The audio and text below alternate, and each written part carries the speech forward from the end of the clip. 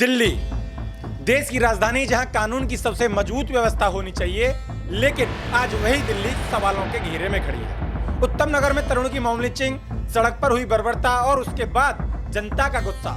लोग पूछ रहे थे क्या दिल्ली में अब इंसाफ भीड़ तय करेगी या सरकार। घटना के बाद दिल्ली सरकार हरकत में आई और अपराधियों के घर पर बुलडोजर चलाया गया। कहा गया ये सख्त कार्रवाई, ये है सरकार का संदेश।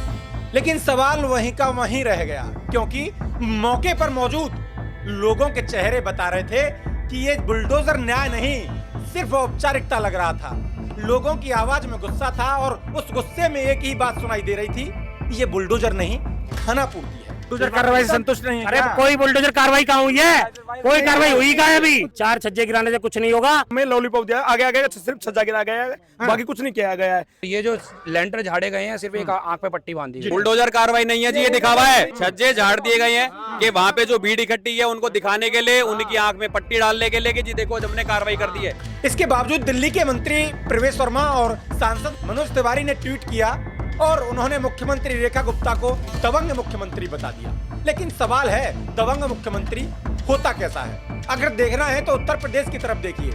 जब सलीम वास्तविक पर हमला हुआ तो उत्तर प्रदेश के मुख्यमंत्री आदित्यनाथ योगी जापान के दौरे पर थे। लेकिन जैसे ही खबर मिली और ऐलान हुआ आरोपियों को बख्शा नहीं जाएगा, और फिर सिर्फ 72 घंटे के अंदर पूरा देश देख रहा था पुलिस की गोलियों की गूंज और दोनों आरोपी जीसान और गुलफाम एनकाउंटर में ढेर।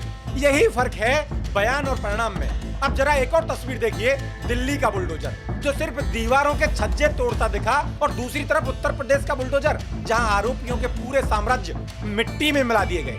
प्रयागराज का जावेद पंप, जिसका घर जब ढहा तो संदेश साफ था, अपराध करोगे तो जमीन भी नहीं बचेगी। और यही नहीं, माफिया अतीक अहमद, डॉन मुख्तार अंसारी और विकास दुबे जैसे अपराधियों का वो अड्डा जहां बैठकर राज्य की कानून व्यवस्था को चुनौती दी जाती थी, उसे भी बुलडोजर ने जमींदोज कर दिया।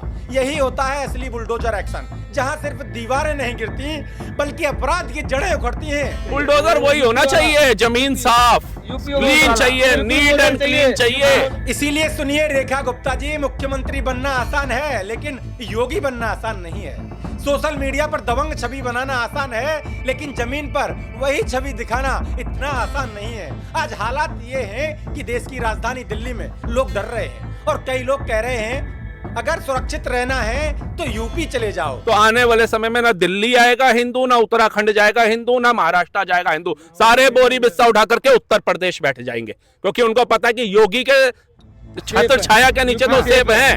ये दिल्ली के लिए शर्म की बात है। इसलिए सीधा सवाल है कि उत्तम नगर के तरुण को सिर्फ बुलडोजर की औपचारिकता से न्याय मिलेगा या फिर असली कार्रवाई होगी? क्योंकि हिंदुओं की भावनाओं के साथ राजनीतिक खाना पूर्ति का खेल अब ज्यादा दिन नहीं चलेगा। रेखा गुप्ता जी, अगर सच में दबंग मुख्यमंत्री बनना है तो दिखाइए वो कार्रवाई जिससे अपराधियों की रूह कांप जाती है।